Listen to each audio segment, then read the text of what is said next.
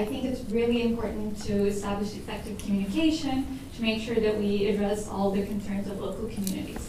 I also look at how we might identify trustworthy actors, because what's essentially happening here is a lack of trust in the industry is resulting in an increase in risk perception, which is sort of declining the attitude towards shale gas. So if you're interested, please hop on my poster. Thank you. As we know, neurodegenerative diseases like Alzheimer's disease and dementia affect millions of people, not suggesting any candidate should do our task.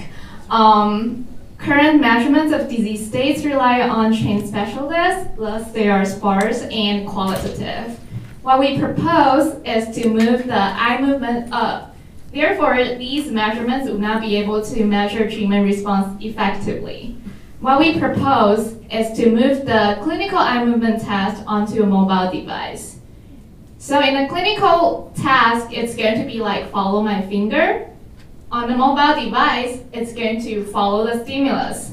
And what I'm going to show in this poster session is how we can use our frequent measurements to potentially have a model for the disease progression.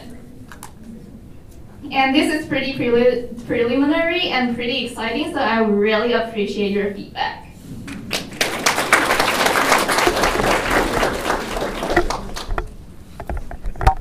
Hi, my name is Yan. I'm a PhD candidate at MIT Media Lab. So today I'll be presenting learning strategic interaction from individuals' actions.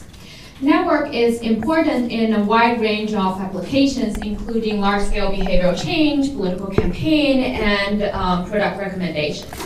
However, in a lot of scenarios, we do not observe the networks, either because it's too costly to collect, because of privacy reason, even if we have it, we cannot use it. The accuracy of the static network data also decay over time. So in this project, we propose a method to infer the unobserved network connections from the observed actions. To show the effectiveness of our method, we demonstrate that it can effectively recover offline and online social network, as well as the trade network. If you're interested, please come by my poster. Thank you.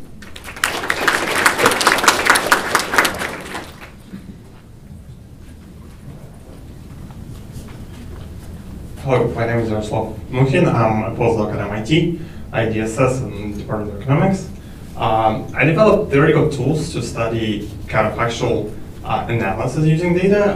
A lot of the times, actually, when we use data, we use it not to summarize the real world, but to say something about what will happen when we change something in the real world.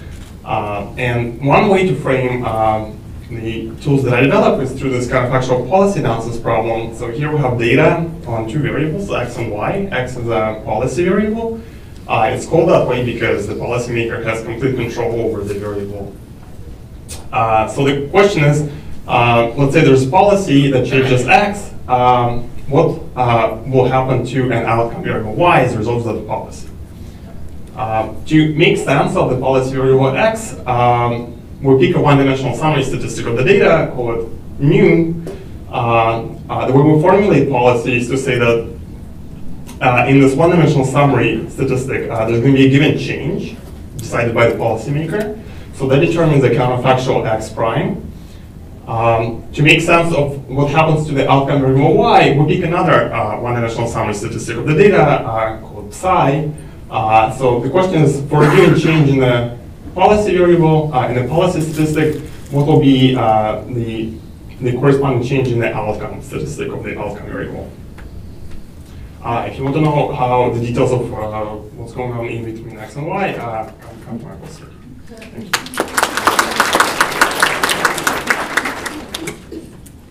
Hi everyone, my name is Yiming Qin. I'm from Harvard University. As you may know, air pollution is one of the biggest environmental concerns.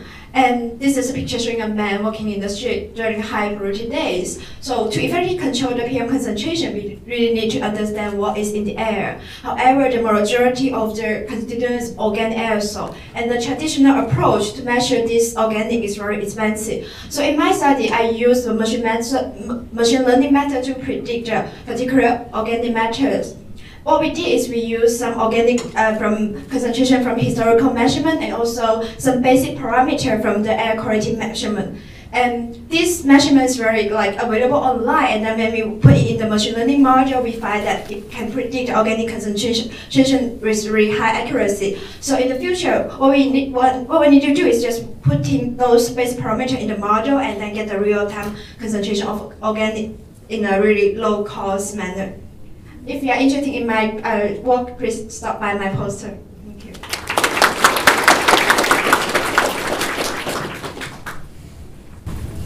Hi, my name is Marianne. I'm a graduate student at MIT, and in this work, what we set out to do is create a market for data that is used for prediction tasks.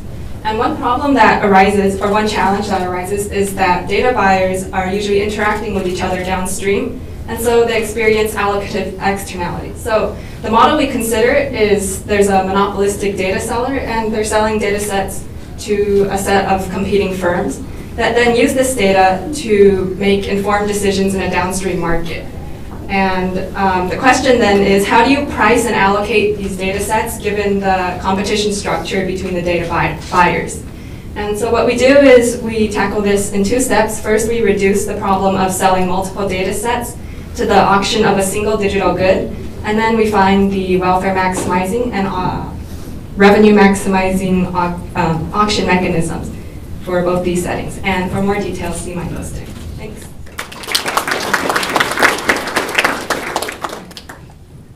Hi everyone, my name is Roshni Sahu and I'm an undergrad at MIT. A current problem with a lot of deep learning approaches to problems right now is that they don't account for uncertainty. Uncertainty is basically how confident a model is in the answer that they give. So I address this problem for the question of orientation estimation. This is really important for robotics. And in the video here, you can see an object rotating. And on the right side, this is the correct orientation of the object. Over here, we have the outputs of the model visualized. You can see that the orientation is captured accurately because it matches the target pose. And in addition, we're able to visualize probability distributions about the endpoints of the arrows. So that captures the uncertainty of the model. Thank you.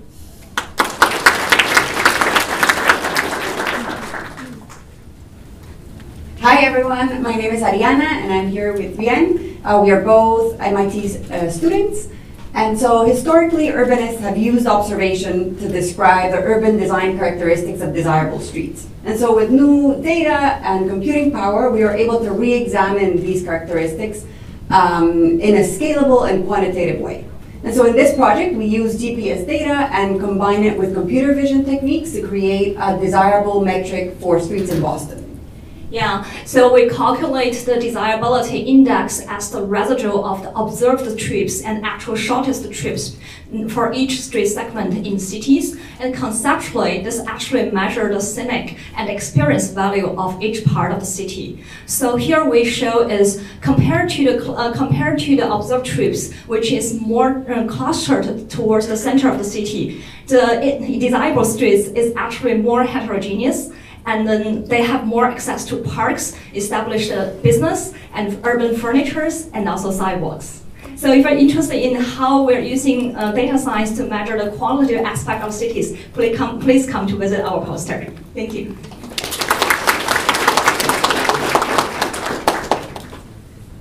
Hi everyone. So most of us get a flu shot every year. I hope you did, especially this year.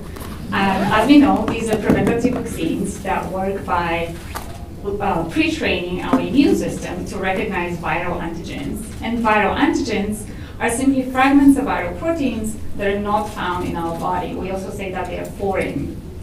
So similarly to preventative vaccines, an emerging therapeutic approach in cancer is to design a vaccine that induces an immune response specifically against cancer cells.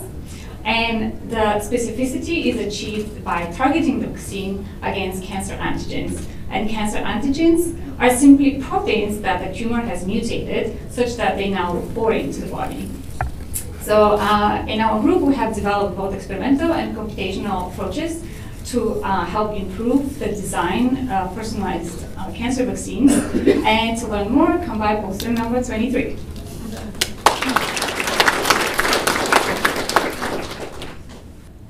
Hi everyone, my name is Jean-Baptiste, I'm from MIT. So we often want to learn the relationship between variables, let's say level of education and parents' revenue, or lung cancer and smoking. But because randomized experiments are not always feasible, we want to do this task by using observations. We can actually represent the relationship between variables using a graph. And if we can recover the structure of the graph, we can then learn the relationship between variables. It is well known that if we assume that the random variables follow a Gaussian distribution, we can recover the structure of the graph in some extent by looking at the covariance matrix. In this project, instead, we propose to look at higher order moments to recover the structure between multiple sets of variables. In particular, we are able to find a criterion that is able to identify whether multiple variables have a single cause, or instead, whether there are multiple causes at stake. Thank you. If you have questions, I'm happy to answer during the poster session.